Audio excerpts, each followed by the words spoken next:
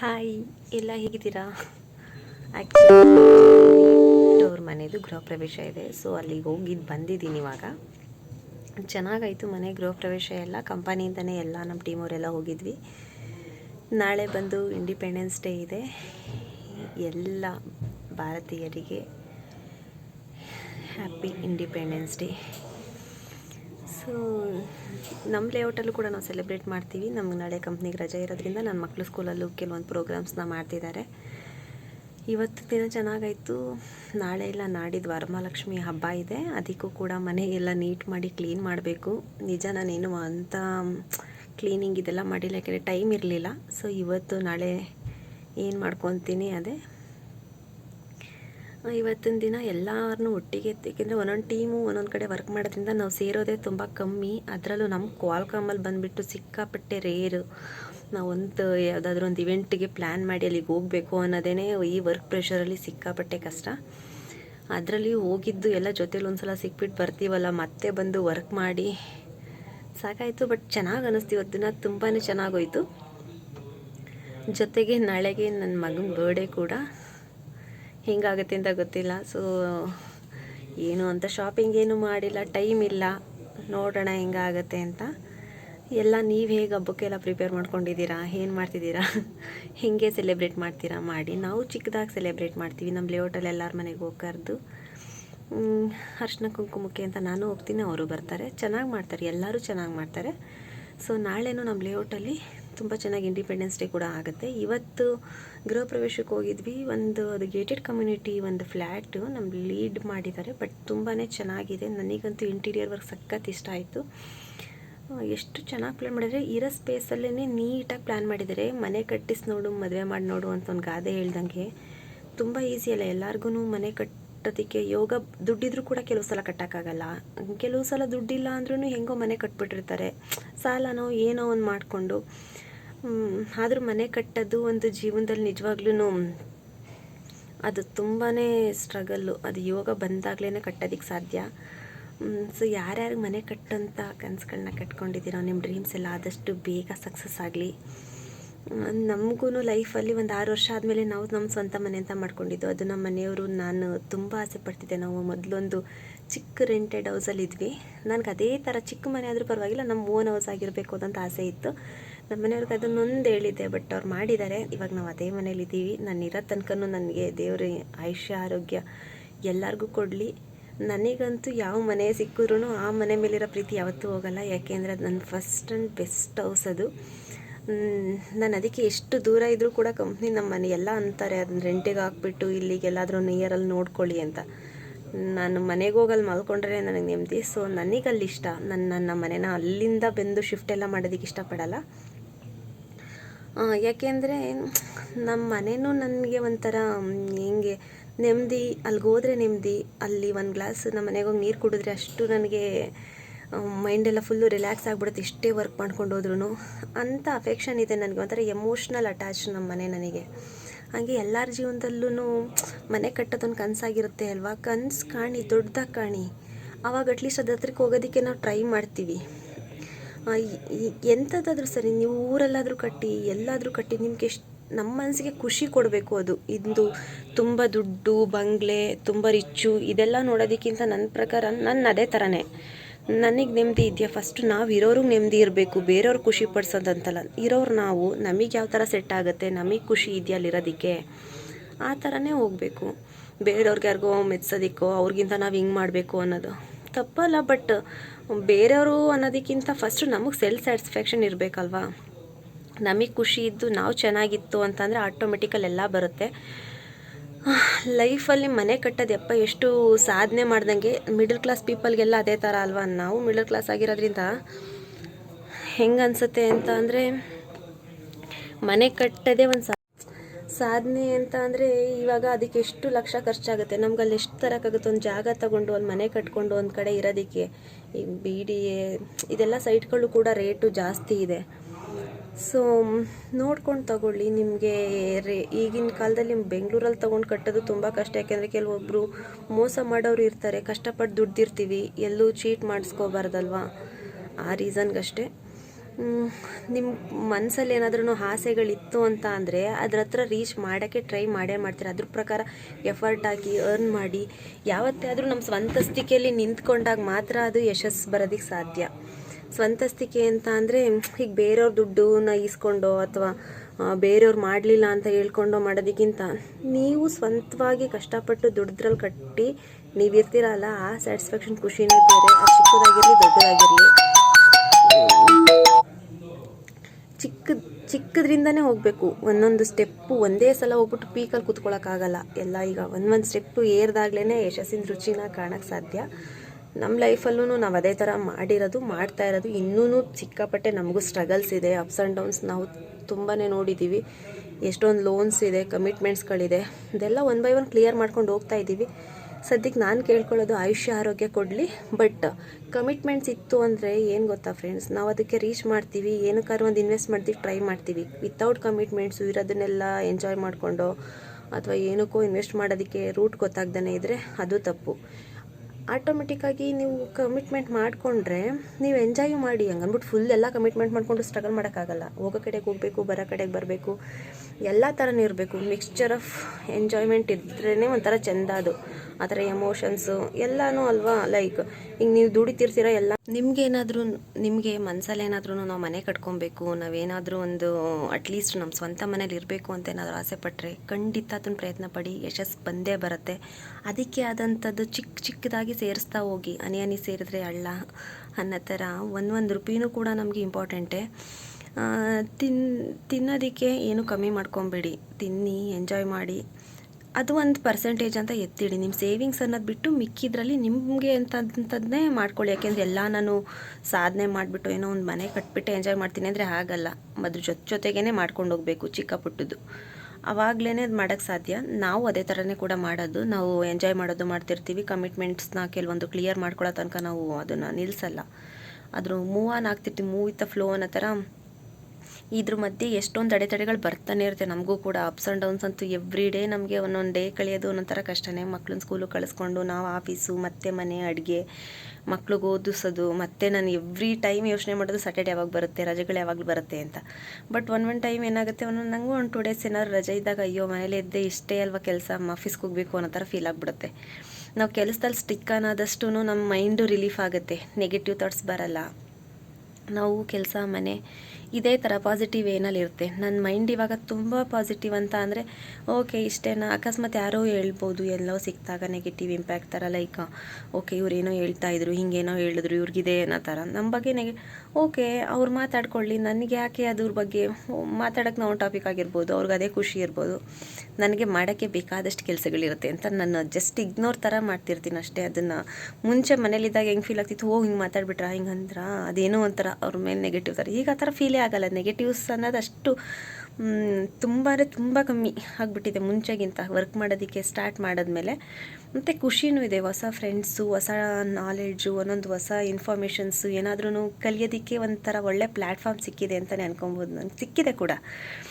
Daily ಒಂದೊಂದು ಹೊಸ ವಿಚಾರಗಳು ಯಾರಾದರೂ ಸರಿ, ನನ್ನ ಫ್ರೆಂಡ್ಸಿಂದ, ನಮ್ಮ ಮಕ್ಕಳಿಂದನೂ ಕೆಲವೊಂದು ಕಲಿತಿರ್ತೀನಿ, ಮತ್ತು ಕೆಲವೊಂದು ಓಡಾಡ್ತಿರ್ತೀವಲ್ವ ನೋಡ್ಬಿಟ್ಟು ಕಲಿತಿರ್ತೀನಿ. ನಿಜ ಕಲ್ತಿದ್ದೀನಿ ಕೂಡ. ಪೇಷನ್ಸ್ ಲೆವೆಲು ಕೂಡ ಬಂದಿದೆ ಈಗ. ಇದು ಸರಿನಾ, ಇದು ತಪ್ಪಾ, ಅಥವಾ ಯಾರೋ ಏನೋ ಅಂದ ತಕ್ಷಣ ಅಷ್ಟು ಬೇಗ ಫ್ರಸ್ಟ್ರೇಷನ್, ಆ್ಯಂಗ್ರಿ ಇದೇನೋ ಅಷ್ಟು ಬರಲ್ಲ. ನಾರ್ಮಲ್ಲಾಗೇ ಈಗ ಓಕೆ ಏನೇ ಅಂದರೂ ಒಂಥರ ಕಾಮಲ್ಲಿ ನಾರ್ಮಲಾಗೇ ತೊಗೊತಿರ್ತೀನಿ. ಜೊತೆಗೆ ಒಂಥರ ನನಗೆ ಇವಾಗ ಹೆಂಗೆ ಫೀಲ್ ಆಗುತ್ತೆ ಅಂದರೆ ಎಲ್ಲರ ಜೊತೆನೂ ಚೆನ್ನಾಗಿರ್ಬೇಕು. ಏನು ತೊಗೊಂಡೋಗೋದಿದೆ, ಆದರೆ ಒಳ್ಳೇದು ಮಾಡೋಣ, ಕೆಟ್ಟದಂತೂ ಬಯಸೋದು ಬೇಡ ಅಷ್ಟೇ. ನನ್ನಲ್ಲಿ ಒಂದು ಟ್ಯಾಗ್ ಲೈನ್ ಥರ ಅಂದ್ಕೊಂಡಿದ್ದೀನಿ. ಯಾರಿಗಾರು ಏನೋ ಸಜೆಷನ್ಸ್ ಅಂತ ಅಂದರೂ ನಾನು ಇದೇ ಥರ ಹೇಳೋದು, ಸೇವ್ ಮಾಡಿ ಚೆನ್ನಾಗಿರಿ. ನಾವು ಚೆನ್ನಾಗಿದ್ರೇ ಬೇರೆಯವ್ರು ಚೆನ್ನಾಗಿ ಅಟ್ಲೀಸ್ಟ್ ಒಂದು ಒಳ್ಳೆಯದಾಗಿ ಹೇಳೋದಕ್ಕೆ ಸಾಧ್ಯ. ಒಳ್ಳೆಯದಾಗಿ ಥಿಂಕ್ ಮಾಡಿದ್ರೆ ಒಳ್ಳೆ ಥಾಟ್ಸ್ ಅಂತೂ ಬಂದೇ ಬರುತ್ತೆ. ನಾವು ಯಾವ ಥರ ರೂಪಿಸ್ಕೊತೀವಿ ಆ ಥರ, ನಾವು ಯಾರು ಸಹವಾಸ ಮಾಡ್ತೀವಿ ಅದೇ ಥರ ಇರ್ತೀವಿ. ಒಳ್ಳೇದಾಗಿ ಥಿಂಕ್ ಮಾಡಿ, ಒಳ್ಳೇದು ಮಾಡಿ. ನೆಗೆಟಿವ್ ಜಲಸಿನೆಸ್ ಇಟ್ಕೊಂಡು ಏನೂ ಸಾಧಿಸೋದಕ್ಕಿಲ್ಲ. ಆ್ಯಟಿಟ್ಯೂಡ್ ಅಂತೂ ಇದ್ದರೆ ಫಸ್ಟ್ ಆಫ್ ಆಲ್ ಅದು ಅಚೀವ್ ಮಾಡೋಕ್ಕೆ ಸಾಧ್ಯನೇ ಇಲ್ಲ. ನಾನು ಅಷ್ಟೇ, ನಾನೊಂದು ಕೆಲಸಕ್ಕೆ ಸೇರಿಕೊಂಡು ಒಂದು ಮನೆ ಮೇಂಟೇನು, ಮಕ್ಕಳು, ಒಂದೇನೇನೋ ಚಿಕ್ಕ ಪುಟ್ಟ ಕಮಿಟ್ಮೆಂಟ್ಸ್ ಮಾಡ್ಕೊಂಡು ಹೋಗ್ತಿದ್ದೀವಿ ಅಂದರೂ ಕೂಡ ಇದೇ ಥರ ನಾನು ನಮ್ಮ ಮನೆಯವ್ರು ಇಬ್ಬರೂ ಅಷ್ಟೇ. ಅವರಾದರೂ ಅಷ್ಟೇ ಅರ್ಥ ಮಾಡ್ಕೊತಾರೆ. ಏನಾದರೂ ನಾನು ಬೇರೆ ವರ್ಕಲ್ಲೂ ಸ್ವಲ್ಪ ಹೆಲ್ಪ್ ಎಲ್ಲ ಮಾಡದೇ ಇದ್ದರೆ ಆಗಲ್ಲ ಅಲ್ವ. ಇಬ್ಬರು 2 ಕೈ ಸೇರೋ ಚಪ್ಪಾಳೆ ಅನ್ನೋ ಥರ ಇಬ್ಬರು ಸೇರ್ಸಿ ಮಾಡ್ಕೊಂಡು ಹೋಗ್ತಿರ್ತೀವಿ. ಅವ್ರು ಏನಾದ್ರು ಹೊರಗಡೆ ಕೆಲಸ ಎಲ್ಲ ಹೆಲ್ಪ್ ಮಾಡಿಕೊಟ್ರೆ ನಾನು ಕಿಚನಲ್ಲಿ ಮಾಡ್ಕೊಳ್ಳೋದು. ಜೀವನ ಅಂತೂ ಚೆನ್ನಾಗಿ ಸಾಗ್ತಾ ಇದೆ. ಯಾರಿಗಾದ್ರೂ ಈ ಥರ ಮನೆ ಕಟ್ಟೋದಕ್ಕೆ ಸಜೆಷನ್ಸ್ ಬೇಕು ಅಥವಾ ಏನಾದ್ರೂ ಈ ಥರ ಮನೆ ಚೆನ್ನಾಗಿರುತ್ತೆ, ಎಷ್ಟು ಬಜೆಟಲ್ಲಿ ಕಟ್ಬೋದು ಅಂದರೆ ಕಮೆಂಟ್ ಮಾಡಿ. ನಾವು ಯಾವ ಥರ ಕಟ್ಟಿದ್ವಿ ನಮ್ಮ ಮನೇನ, ಅದಕ್ಕೇನೇನು ಎಫರ್ಟ್ ಹಾಕಿದ್ವಿ ಅಂತ ಒಂದು ವೀಡಿಯೋ ಮಾಡಿ ಹೇಳ್ತೀನಿ. ಇವತ್ತು ಮನೆಗೆ ಹೋಗಿದ್ನಲ್ಲ, ಅದು ಫ್ಲ್ಯಾಟು, ಬಟ್ ಅವರ ಲೆವೆಲ್ ಅಂದರೆ ಈಗ ನಮ್ಮ ಟೀಮಲ್ಲಿ ನಮ್ಮ ಟೀಮ್ ಲೀಡು ತುಂಬ ಚೆನ್ನಾಗಿದ್ದಾರೆ. ಅವ್ರ ಅರ್ನಿಂಗ್ಸ್ ಕೂಡ ಆ ಥರ ಇದೆ, ಅವ್ರು ಇರೋ ಲೈಫ್ ಸ್ಟೈಲು ಚೆನ್ನಾಗಿದೆ. ನಮಗೂ ಖುಷಿ ಆಯಿತು ಅದು ನೋಡಿದಾಗ. ತುಂಬ ಚೆನ್ನಾಗಿತ್ತು. ಅದೊಂಥರ ಫುಲ್ ಅಟ್ಮಾಸ್ಫಿಯರೇ ಕೂಡ ತುಂಬಾ ಚೆನ್ನಾಗಿತ್ತು.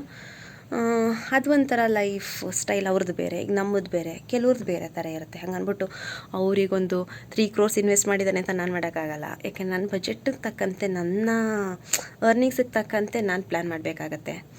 ಅವ್ರದ್ದು ಅರ್ನಿಂಗ್ಸಿಗೆ ತಕ್ಕಂತೆ ಅವ್ರು ಮಾಡಿದ್ದಾರೆ. ನಂಗೆ ಆ್ಯಕ್ಚುಲಿ ಅವರೊಂಥರ ನಮಗೆ ಮಾರಲ್ ಸಪೋರ್ಟ್ ಥರನೂ. ಏನೇ ಮಾಡಿದ್ರು ಪಾಪ ಅವರು ಹೇಳ್ತಾರೆ, ಹಿಂಗಲ್ಲ ಈ ಥರ ಮಾಡಿ. ಟೀಮ್ ಲೀಡ್ ಆಗಿದ್ರು ಕೂಡ ಚೆನ್ನಾಗಿ ಗೈಡ್ ಮಾಡ್ತಾರೆ. ಅಂದರೆ ಅವರು ಲೀಡ್ ಅನ್ನೋದಕ್ಕಿಂತ ಥರ ನಮಗೆ ಅವ್ರನ್ನ ಹಿಂಗೆ ಒಂಥರ ಐಕಾನ್ ಥರ, ಅವ್ರನ್ನ ನೋಡಿ ಹಿಂಗಿರಬೇಕು ಅಂತ ನಮ್ಮ ಲೈಫ್ನ ಸೆಟ್ ಮಾಡ್ಕೊಬೋದು. ನಿಜ ಕೂಡ ಇದು. ಯಾಕೆಂದರೆ ಅವರಲ್ಲಿರೋ ಪೇಷನ್ಸ್ ಆಗಲಿ, ಅವ್ರು ಥಿಂಕ್ ಮಾಡೋದು ಪರ್ಫೆಕ್ಟ್ನೆಸ್ಸು, ವರ್ಕ್ ಇದೇ ಥರ ಮೂವ್ ಆಗಬೇಕು, ಹಿಂಗಿದ್ದರೆ ಈ ಥರ ವರ್ಕ್ ಹೋಗಬೇಕು ಅಂತ ಕೂಡ ಅವರು ಗೈಡ್ ಮಾಡ್ತಾರೆ. ನಂಗೆ ಒಂಥರ ಅವರಲ್ಲಿ ಕೆಲವೊಂದು ಆ ಪಾಸಿಟಿವಿಟಿ ನನಗಿಷ್ಟ. ಅವ್ರ ವರ್ಕ್ ಕಂಪ್ಲೀಟ್ ಮಾಡ್ದಿರ ಅವ್ರು ನೆಕ್ಸ್ಟ್ ಮೂವೇ ಆಗಲ್ಲ. ಅವ್ರ ಲೆವೆಲ್ಲೇ ಬೇರೆ. ಅದರಲ್ಲಿ ನಮ್ಮಂಥ ಜೂನಿಯರ್ ಲೆವೆಲಲ್ಲಿ ಇದ್ದವ್ರನ್ನೂ ಕೂಡ ಅವ್ರು ರೈಸ್ ಮಾಡ್ತಾರೆ. ಟೀಮ್ ಲೀಡ್ ಅಂದರೆ ಅದೇ ಥರ ಅಲ್ವಾ. So is good person. ನಾನು ಅವ್ರ ಹತ್ರದಿಂದ ಎಷ್ಟೊಂದು ಕಲ್ತಿದ್ದೀನಿ. ಅವರೇ ಹೇಳ್ತಿರ್ತಾರೆ, ಒಂದು ಸರ್ಟನ್ ಲೆವೆಲ್ಗೆ ಈ ಥರ ರೀಚ್ ಆಗೋ ತನಕ ಈ ಥರ ಎಲ್ಲ ಇರುತ್ತೆ ಅಂತ. ಈಗ ಅವ್ರ ಲೆವೆಲ್ಲಿಗೆ ಅವರು ಅದೇ ಥರ ಒಂದು ಮೆಚ್ಯೂರಿಟಿ ಇದೆ, ಅವ್ರು ಇದ್ದಾರೆ. ನಾವು ಒಂದು ಅಲ್ಲಿಗೆ ಹೋಗೋ ತನಕನೂ ಒಂದು ಸ್ಟೆಪ್ ನೋಡ್ಕೊಂಡು ಹೋಗಬೇಕು. ಒಂದೇ ಸಲ ಅಲ್ಲಿಗೆ ಹೋಗೋಕ್ಕಾಗಲ್ಲ. ಬಟ್ ಅವ್ರು ಅಟ್ಲೀಸ್ಟ್ ಒಂದು ವೇನ ನಮಗೆ ಕ್ರಿಯೇಟ್ ಮಾಡ್ತಾರೆ. ಈ ವರ್ಕ್ ಹಿಂಗೆ ಮಾಡಿದ್ರೆ ನೆಕ್ಸ್ಟ್ ಮಾಡ್ಕೊಂಡು ಹೋಗ್ಬೋದು. ವರ್ಕ್ ವೈಸಲ್ಲಿ ತುಂಬಾ ಅವರಿಂದ ಕಲಿತಾ ಇದ್ದೀನಿ. ಟಿಲ್ ಟುಡೇ ಕಲಿತಾ ಇದ್ದೀನಿ. ಅದೇ ಥರ ಮನೆ ಕಟ್ಟೋದು ಅಷ್ಟೇ. ನಾವು ಕಟ್ಟಿದಾಗ್ಲೂ ತುಂಬಾ ಕಷ್ಟಪಟ್ಟೆ ಕಟ್ಟಿದ್ದು. ಇವತ್ತಿಗೂ ಕೂಡ ಅದರಲ್ಲಿ ಖುಷಿ ಪಟ್ಟಿದ್ದೀವಿ. ಅಂದರೆ ತುಂಬ ಏನು ಅನ್ನೆಸರಿಯಾಗಿ ವೇಸ್ಟ್ ಅಂತೂ ಮಾಡ್ಕೊಂಡಿಲ್ಲ. ಕೆಲವೊಂದು ಎಂಜಾಯ್ಮೆಂಟ್ಸ್ ಅಂದರೆ ನಾನು ಮಾಡ್ತಿರ್ತೀನಿ. ನಂಗೆ ಸೆಲೆಬ್ರೇಷನ್ಸು, ಎಂಜಾಯ್ಮೆಂಟು ಇದೆಲ್ಲ ನಂಗೆ ತುಂಬಾ ಖುಷಿ. ಜೊತೆಗೇ ಮಾಡ್ತಿರ್ತೀವಿ. ಫ್ರೆಂಡ್ ಸರ್ಕಲು ಇದೆಲ್ಲ ಇದೆ. ನಿಮಗೇನಾದರೂ ಎಲ್ಲರಿಗೂ ಒಂದು ಕನಸಿನ ಮನೆ ಅಂತ ಇದ್ದೇ ಇರುತ್ತೆ ಅಲ್ವಾ. ನಿಮಗೆ ಯಾವ ಥರ ಮನೆ ಇಷ್ಟ ಆಗುತ್ತೆ? ನನಗೆ ಕೆಲವೊಂದು ಫ್ರೆಂಡ್ಸ್ ಇದ್ದಾರೆ. ಈಗ ನಮ್ಮ ಲೀಡ್ ಮನೆ ನಾನು ಇವಾಗ ಅಟ್ಲೀಸ್ಟ್ ಒಂದು ಬ್ಲಾಗಲ್ಲಿಗೆ ಆ್ಯಡ್ ಮಾಡ್ತೀನಿ ಕೆಲವೊಂದು ಕ್ಲಿಪ್ಪಿಂಗ್ಸು. ನಮ್ಮ ಟೀಮವರೆಲ್ಲ ಹೋಗಿದ್ವಿ, ಖುಷಿ ಪಟ್ವಿ. ಒಂಥರ ಎಂಜಾಯ್ಮೆಂಟ್ ಚೆನ್ನಾಗಿತ್ತು. ಇವತ್ತಿನ ದಿನ ತುಂಬ ಚೆನ್ನಾಗೋಯ್ತು. ಜೊತೆಗೆ ವರ್ಕು ಕೂಡ ಮಾಡಿದ್ದೀನಿ. ಈಗ ಮನೆಗೆ ಹೋಗೋ ಟೈಮ್ ಆಗಿದೆ, ಹೋಗೋಣ ಮನೆಗೆ ಹೋಗಿ ಕೆಲಸ ಮಾಡಬೇಕು.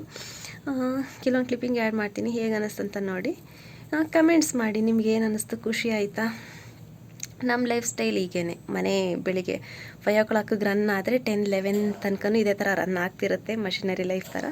ನಮ್ಗೆ ಖುಷಿ ಇದೆ ಅದರಲ್ಲಿ. ನನಗೆ ಆಲ್ಮೋಸ್ಟ್ ನನ್ನ ಹಾರ್ಟ್ಫುಲ್ಲಿ ಖುಷಿ ಇದೆ. ನನಗೆ ಎಲ್ಲರಿಗೂ ಟೈಮ್ ಕೊಟ್ಟಿರ್ತೀನಿ. ನನ್ನ ಮಕ್ಳಿಗಾಗಲಿ, ನಮ್ಮ ಮನೆಯವ್ರಿಗಾಗಲಿ, ಆಫೀಸ್ ವರ್ಕ್ ಆಗಲಿ. ನಾವು ಚಿಕ್ಕದಾಗೆ ಕನ್ಸು ಕಂಡ್ಕೊಂಡು ಅಂಥ ಲಕ್ಸುರಿಯಸ್ ಲೈಫ್ ಥರ ನನಗೇನಂತ ಅನಿಸಲ್ಲ. ಇರೋದ್ರಲ್ಲಿ ಖುಷಿ ಪಡ್ಕೊಂಡು ಹೆಲ್ದಿಯಾಗಿರಬೇಕು. ಮೊದಲು ಆರೋಗ್ಯನೇ ಮುಖ್ಯ ನನಗಂತೂ. ನಾನು ನನ್ನ ಟೈಮ್ನ ತಗೊಂಡು ನನ್ನ ಟೈಮಲ್ಲಿ ಏನಾಗುತ್ತೋ ಅದನ್ನು ನಾನು ಮಾಡ್ತಿರ್ತೀನಿ. ಇದನ್ನು ಲಾಗ್ ಮಾಡೋದು ನಂಗೆ ಖುಷಿ, ನನ್ನ ಪ್ಯಾಷನ್ ಇದು ಕೂಡ. ನಿಮ್ಗೇನು ಅನ್ನಿಸ್ತು? ಕಮೆಂಟ್ಸ್ ಮಾಡಿ. ಇಷ್ಟ ಆಯ್ತಂತ ಅಂದರೆ ಬೇರೆಯವರು ಸಜೆಸ್ಟ್ ಮಾಡಿ, ಶೇರ್ ಮಾಡಿ. ಆಫೀಸಿಂದ ಇವಾಗ ಜಸ್ಟ್ ಹೊರಟ್ವಿ. ಕ್ಯಾಬ್ ಬುಕ್ ಮಾಡ್ಕೊಂಡಿದ್ವಿ ನಾವು 4 ಜನ ಲೇಡೀಸ್. ಅಂದರೆ ಮಿಕ್ಕಿದವರೆಲ್ಲ ಅವ್ರವ್ರ ಕಾರು ಅಥವಾ ಓನ್ ವೆಹಿಕಲ್ಲು. ಕೆಲವೊಂದು ಬೇರೆ ಏನಾದರೂ ವೆಹಿಕಲ್ ಯೂಸ್ ಮಾಡಿ ಬಂದಿದ್ದಾರೆ. ಆಲ್ಮೋಸ್ಟ್ ಇವತ್ತು ತುಂಬ ಆಫಲ್ಲಿದ್ದರು. ಅವ್ರವ್ರ ಮನೆಯಿಂದನೇ ಅವ್ರ ಫ್ಯಾಮಿಲಿ, ಕೆಲವೊಬ್ರು ಫ್ಯಾಮಿಲಿ ಸಮೇತ ಬಂದಿದ್ರು. ಸೊ ಇದೇನೇ ಅದು. ಇಲ್ಲಿಗೆ ಬಂದ್ವಿ ಅಪಾರ್ಟ್ಮೆಂಟ್ ಹತ್ರ. ಸೊ ಇಲ್ಲಿ ಹೇಳಿದ ತಕ್ಷಣ ಅವ್ರಿಗೆ ಅರ್ಥ ಆಯಿತು. ಅಲ್ಲಿಗೆ ರೀಚ್ ಆದ್ವಿ. ಮನೆ ಅಂತೂ ಎಂಟ್ರೆನ್ಸ್ ಅಲ್ಲೇನೆ ಕೃಷ್ಣ ಎಲ್ಲ ಇಟ್ಟಿದ್ರು. ತುಂಬಾ ಚೆನ್ನಾಗಿತ್ತು. ಸಖತ್ ಇಷ್ಟ ಆಯ್ತು. ಸತ್ಯನಾರಾಯಣ ಸ್ವಾಮಿ ಪೂಜೆ ಮಾಡಿಸಿದ್ರು. ತುಂಬಾ ಚೆನ್ನಾಗಿತ್ತು. ಆಕ್ಚುಲಿ ಇಲ್ಲಿ ಬೆಂಗಳೂರಲ್ಲಿ ಬಂದು ಇಷ್ಟೆಲ್ಲ ಮಾಡೋದು ಕೂಡ ಕಷ್ಟನೇ ಅಲ್ವಾ. ಸೊ ಎಲ್ಲ ಅರೇಂಜ್ಮೆಂಟ್ಸ್ ನೀಟಾಗಿ ಮಾಡಿದ್ರು. ಒಂಥರ ಹೋಮ್ಲಿ ಲುಕ್ ಅಂತ ಅಂದ್ರೆ ಊರಲ್ಲಿ ಇದ್ರ ತರ ಕಂಬದ ತರ ಎಲ್ಲ ಇಟ್ಟಿರಲ್ಲ, ಒಂಥರ ಟ್ರೆಡಿಷನಲ್ ಆಗಿ ಚೆನ್ನಾಗಿ ಅನಿಸ್ತಿತ್ತು. ಮನೆ ಇಂಟೀರಿಯರ್ ಮಾಡ್ಸಿರಲ್ಲ, ಒಂಥರ ತುಂಬಾನೇ ಚೆನ್ನಾಗಿತ್ತು. ಅಲ್ಲಿ ಆಫೀಸ್ ವರ್ಕ್ ಮಾಡೋದಿಕ್ಕೆ ಮತ್ತೆ ಇವ್ರು ಕುತ್ಕೊಂಡು ಔಟ್ಸೈಡ್ ವ್ಯೂ ನೋಡಿ ಎಷ್ಟು ಚೆನ್ನಾಗಿದೆ. ಮತ್ತೆ ವೆಂಟಿಲೇಷನ್ ಕೂಡ ಸೂಪರ್ ಆಗಿತ್ತು.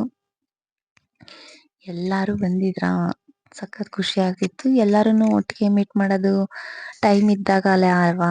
ಅಂದ್ರೆ ಈಗ ನನಗೆ ಟೈಮ್ ಅಂತಾನೆ ಅಲ್ಲ, ಬೇರೆಯವ್ರಿಗಾದ್ರೂ ಅಷ್ಟೇನೆ. ಎಲ್ಲರಿಗೂ ಒಂದೇ ಸಲ ಟೈಮ್ ಸಿಗಲ್ಲ. ಸೊ ಟೈಮ್ ಇದ್ದಾಗ ಮೀಟ್ ಮಾಡ್ಕೊಳ್ಳೋದು, ಅದು ಇದು ಶೇರ್ ಮಾಡ್ಕೊಳ್ಳೋದು, ಮಾತಾಡೋದು. ನಿಮಗೆ ನಿಮ್ಮ ಮನೆಗಳಲ್ಲಿ ಯಾವ ತರ ನೀವು ಕಟ್ಸಿದ್ದೀರಾ? ಯಾವ ತರ ಬೇರೆ ತರ ಪ್ಲಾನಿಂಗ್ಸ್ ಅಲ್ಲಿ ಮಾಡಿದ್ದೀರಾ? ನಾನ್ ನೋಡಿದ್ರಲ್ಲಿ ಇದೊಂಥರ ಡಿಫರೆಂಟ್ ಆಗಿದೆ. ಕೆಲವ್ರು ಒಬ್ಬೊಬ್ರು ಒಂದೊಂದ್ ತರ ಇಂಟೀರಿಯರ್ ಪ್ಲಾನ್ ಇರುತ್ತಲ್ವಾ? ಬಟ್ ಇವ್ರು ಇಂಟೀರಿಯರ್‌ಗೆ ತುಂಬಾನೇ ಪ್ರಿಯಾರಿಟಿ ಕೊಟ್ಟು ಮಾಡಿದ್ದಾರೆ. ಚೆನ್ನಾಗಿತ್ತು. ಎಷ್ಟು ಚೆನ್ನಾಗ್ ಅನಿಸ್ತಿತ್ತು ಅಂದ್ರೆ ಎಲ್ಲ ನೀಟಾಗಿ ಪ್ಲಾನ್ ಮಾಡಿದ್ದಾರೆ. ಒಂದ್ ಸ್ವಲ್ಪನೂ ಸ್ಪೇಸ್ ವೇಸ್ಟ್ ಆಗಿಲ್ಲ. ಎಲ್ಲದಕ್ಕೂ ಬಾಲ್ಕನಿ, ವೆಂಟಿಲೇಷನ್ ತುಂಬಾ ಚೆನ್ನಾಗಿದೆ. ಮತ್ತೆ ಎಲ್ಲೂನು ಡಾರ್ಕ್‌ನೆಸ್ ತರ ಅನಿಸ್ಲಿಲ್ಲ. ಒಂಥರ ನೀಟಾಗಿ ಅಂದ್ರೆ ಸಖತ್ ನೀಟಾಗಿ ಪ್ಲಾನ್ ಮಾಡಿರೋದ್ರಿಂದ ಸೊ ಚೆನ್ನಾಗ್ ಅನಿಸ್ತು. ಇಲ್ಲಿ ಮನೆ ಅನ್ನೋದಕ್ಕಿಂತ ನಾವು ಫ್ಯಾಮಿಲಿ ತರ ಈಗ ನಮ್ಮ ಫ್ಯಾಮಿಲಿ ಆದ್ಮೇಲೆ ನಮ್ಮ ಆಫೀಸ್‌ದೊಂದು ಫ್ಯಾಮಿಲಿ. ಸೊ ಎಲ್ಲರೂ ಕೂಡ ಜಾಯಿನ್ ಆಗಿದ್ವಿ.